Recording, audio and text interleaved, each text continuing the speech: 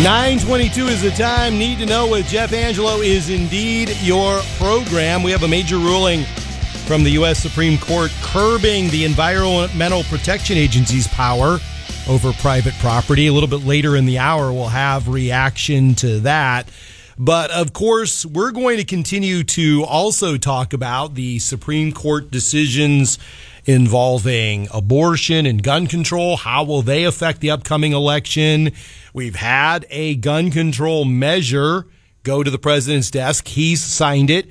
What kind of impact will that have on the midterm elections coming up this fall? Let's talk to the chief of staff at Young Americans for Liberty. Sean Themea is on the Newsmaker line. Sean, welcome to Iowa Radio. Good morning. Hey, great to be here. Thanks for having me. So, Sean, we opened the hour talking about inflation, which, of course, is very prevalent in people's minds. But there's a lot of debate in the political world about how gun control might affect the upcoming election. You're involved in all of this. Sean, what do you think? Well, look, we got voters with short-term memories, so anything is game, when it comes to November. And the Democrats, though, they would love to make this, and they will try and make this about guns and abortion. But that can't change the fact that no matter what your political ideology, no matter what part of the country you're in, this is a gas and groceries election. It costs $100 to fill up your tank in half of the country. The full cart of groceries is about half a cart of groceries last year. This is about the Democrats continuing to print money and put out stimulus that ends up being crumbs for the American people, but inflates the cost of our currency beyond repair. So this is what people are ultimately going to be voting on: is are they being hit in their wallet? You may get a short-term bump, from the social issues, but at the end of the day, it's the economy, stupid.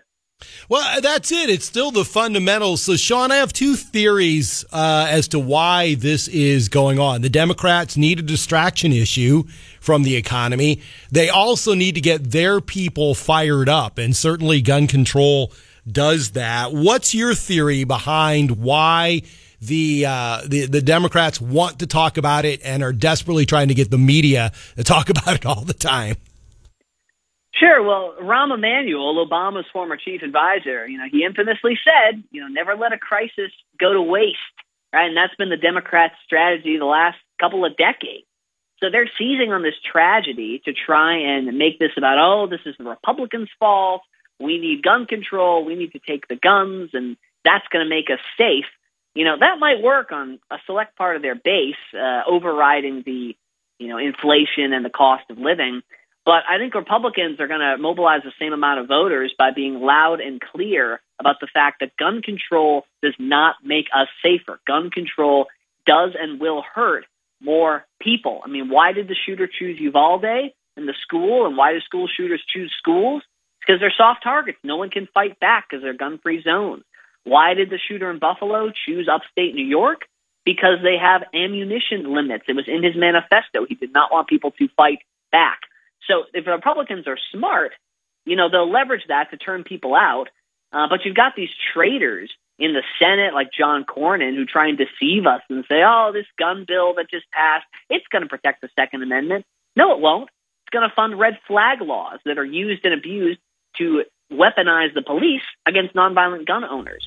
So we need to be loud and proud about, what the fact that this bill is and how it's going to make us less safe, and then revert back to the fact that there's inflation through the roof and the price of gas and groceries is going up. Right. But, Sean, you nailed it. The big dispute really is over red flag laws, and you talked about it's been used and abused.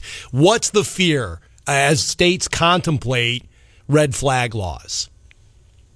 Well, the fear is simple. It's the fact that these laws are designed where any Karen or anybody who's afraid of guns can go call the police and say, hey, I'm nervous about this guy. He likes his guns. I don't know if he's mentally stable. They don't need that much proof. And then you got the police who can be able to kick down your door with a no-knock warrant, take your guns. And there's been several instances where police have shot and killed nonviolent gun owners in a gun grab gone wrong, like Duncan Lemp out in Maryland. So that is extremely in violation of the Constitution, extremely in violation of the Second Amendment, and any of these Republicans who voted for that law should be swiftly voted out. Sean Themea, Chief of Staff at Young Americans for Liberty. Thank you, Sean, very much for your comments on that issue. I love the expression gas and groceries because we do keep coming back to that.